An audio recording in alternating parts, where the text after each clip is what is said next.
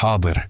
هذه تعليقات جاهزة، تعليق رياضي حي لمباراة كأس إفريقيا بين مصر وبنين السبت 5 جانفي الساعة 16. يمكنك استخدامها في البث أو النشر أم قبل انطلاق المباراة.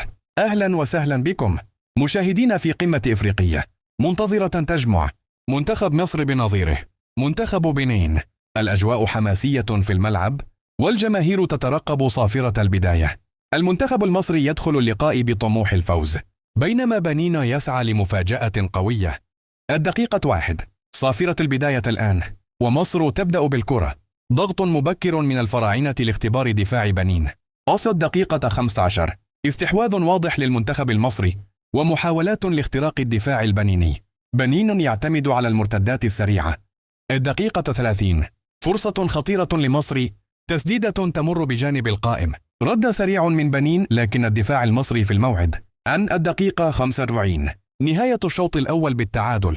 مباراة تكتيكية وحماس كبير من الطرفين. أنا بداية الشوط الثاني تغييرات منتظرة من المدربين بحثا عن الحلول. نسق اللعب يرتفع مع بداية الشوط الثاني. الدقيقة 70.